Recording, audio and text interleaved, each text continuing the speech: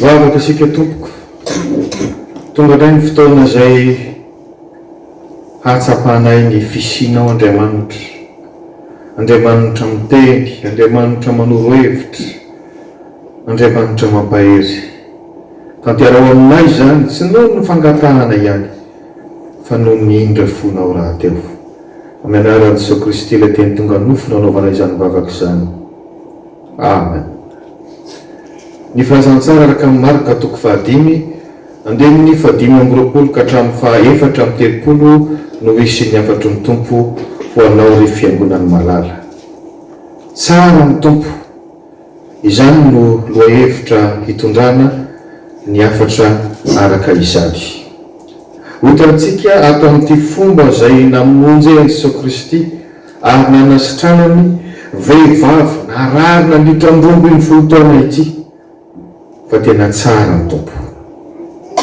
Voalohany tsara ny tompo satria mitsinjo izay rehetra voailika sy very fanantenana izy. Matetika izany tsy mahita mangirana eo amin'ny fiarahamonina, fa ay tena mitsinjo manokana ny reny ny tompo. Tsara ny tompo fa mitsinjo izay rehetra voailika sy very fanantenana. Hita ato amin'ity vehivavy narary ity, izany hoe voailika sady very fanantenana izany. Voalaza ny tenin'Andriamanitra fa nandeha raha tsy nijanona izy nandritra ny 12 taona, ary nisokajiana ho maloto izany araka ny kolotsaina jiosy tamin'izany, araka ny lalan'ny Mosesy. Voarakitra amin'ny Levitikosy 5:7-7 raha misy vehivavy marary ny fadimbolany dia aloto amin'ny fotoana izy, ary izay rehetra mikasika azy dia aloto mandra-parivan'ny andro. Tsy mba ilay fadimbolana mahazatra ny vehivavy isam-bolana nefa ny azy, fa tsy mijanona mandeha foana ny rano, izany hoe dia sokajiana ho maloto foana izy izany, ary izay rehetra mifampikasokasoka aminy dia ataoko hoe maloto. Vokatra izany natsiran'ny olona izy, na ilikiliky ny olona izy. Inona ny anarany aza tsy fantatra akory eto, voailikiliky izy izany. Saingy Jesosy kosa mahita azy rehefa nanantona azy izy ka nikasika azy.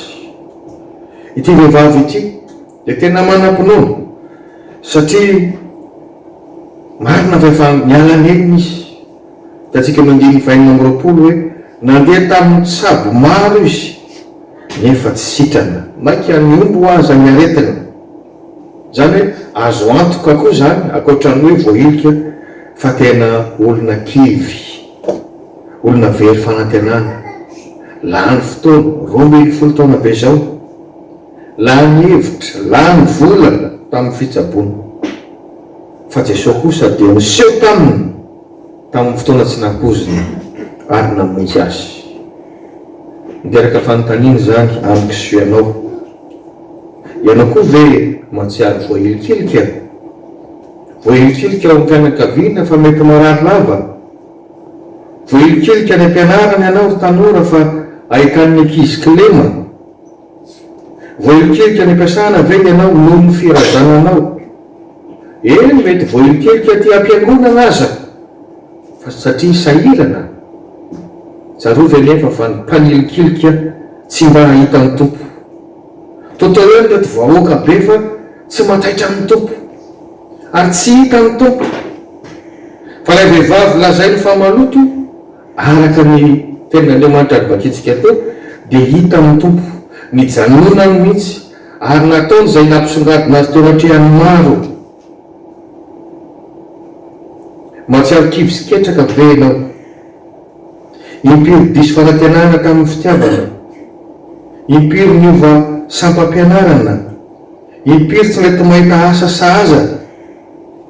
Matoky ny fotoanan'Andriamanitra, aza mora mamoy fo, tsy zany isika mino, sahi manantenatrany, aza maika ny hijanona fa tohizo ny ezakao.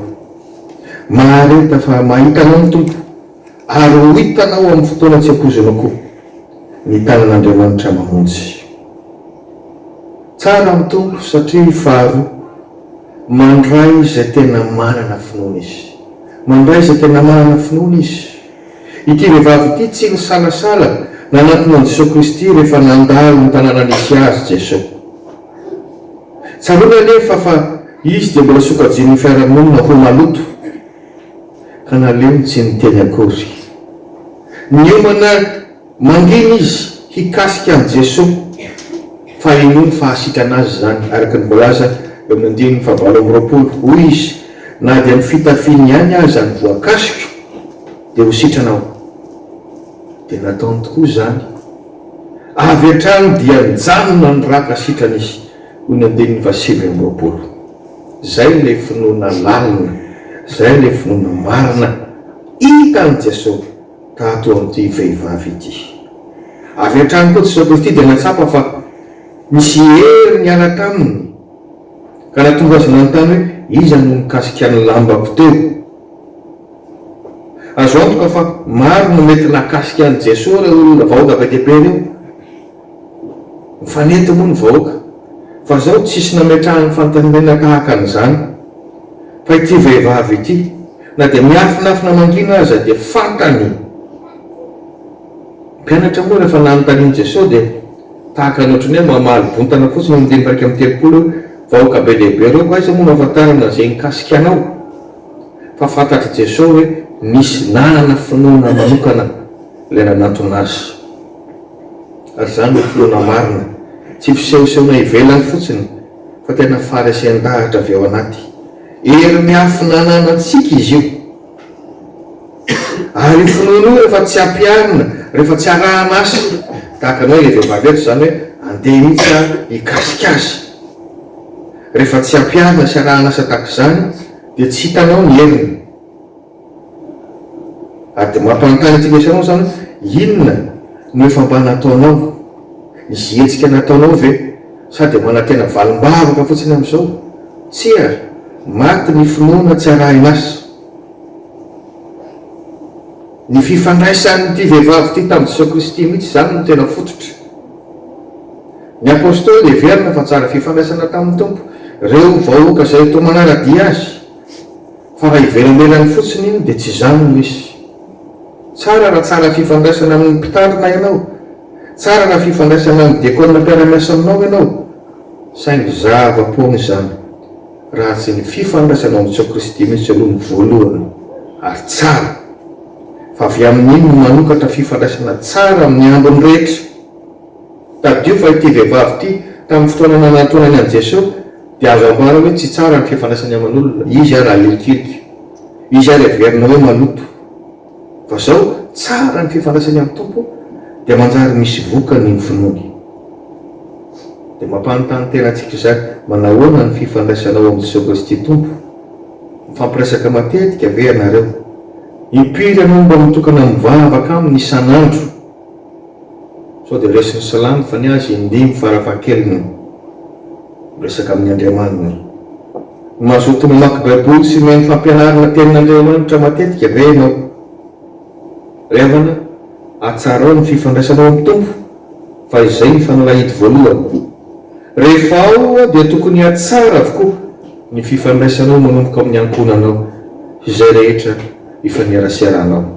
Ary zay tikan'ny azo fijaliana, fanatsarana ny fifandraisana, ilay mitsangana ny fifandraisanao amin'ny Tompo aloha ny voalohany.